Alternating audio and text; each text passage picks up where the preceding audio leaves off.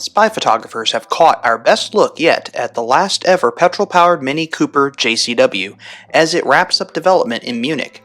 Spotted near BMW's engineering facilities, the new MINI Cooper JCW is a big departure from the F56 JCW it replaces, and ushers in enormously improved technology along with complete design changes inside and out. Based on the F56, the 2024-2025 in the US, F66 will be heavily redesigned and will take on the same styling cues as the new J01 electric Mini Cooper. That's not so easy given that the J01 electric Mini Cooper is on an entirely new platform, while the F66 will still technically be based on BMW's FAAR platform.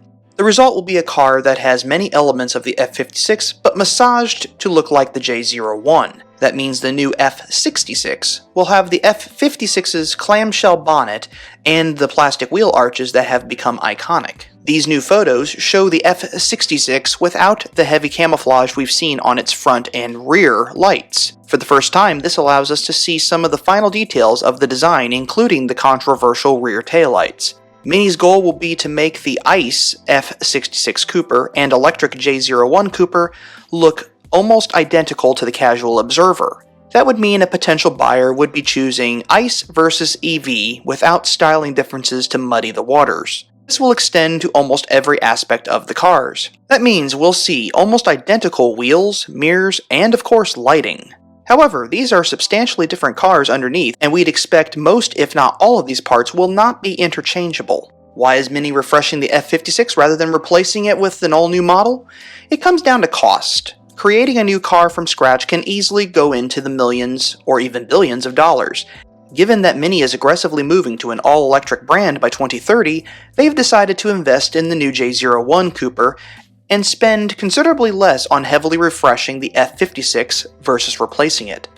That means we'll see two next-generation Mini Cooper hatches, one an EV and the other an internal combustion. The radical changes will extend inside where the F66, including the F65 5-door and F67 convertible, will apply the minimal interior we've seen in the J01 electric.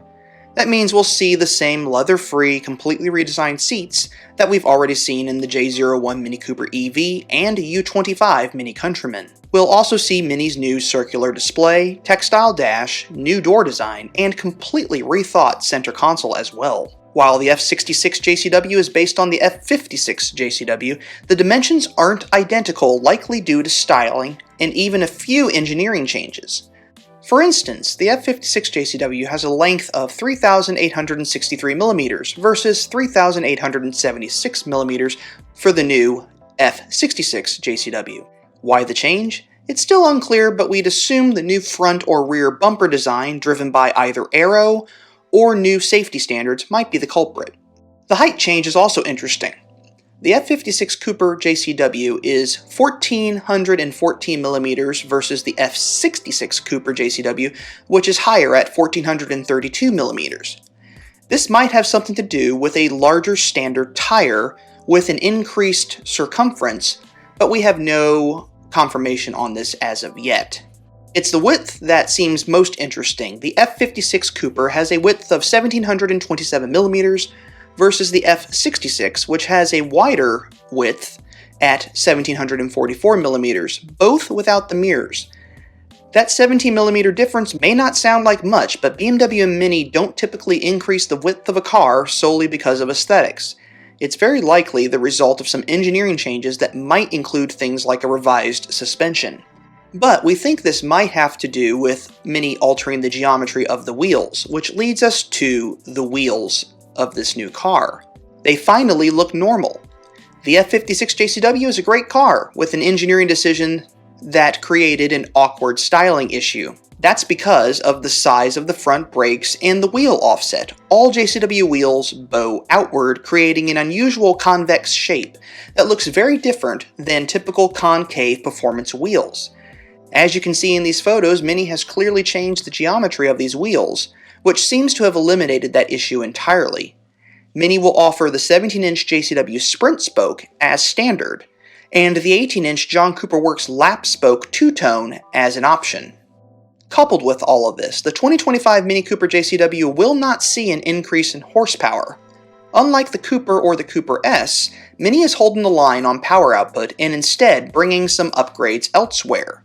Despite this, the F66 will have a slightly revised B48 engine under the hood.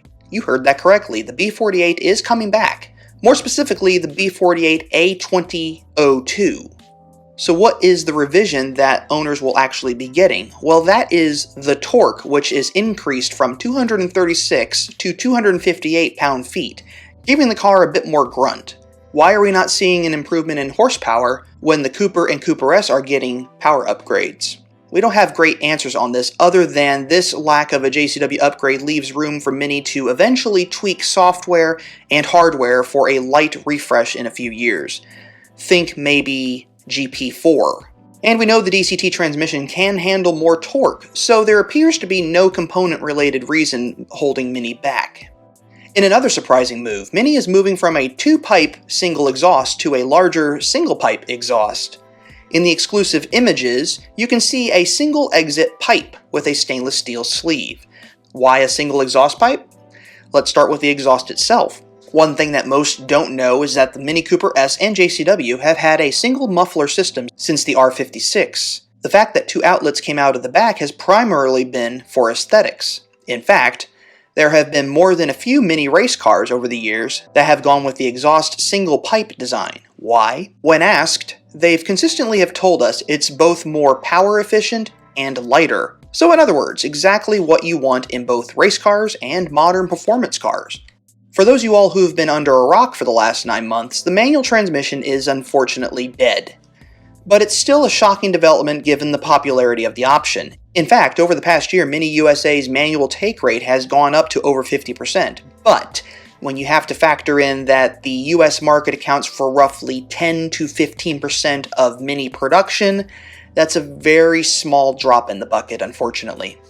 It's a devastating move for a lot of Mini's biggest fans as it's a huge part of the brand's history and slots well into the Mini's core philosophy of creating cars that are engaging to drive.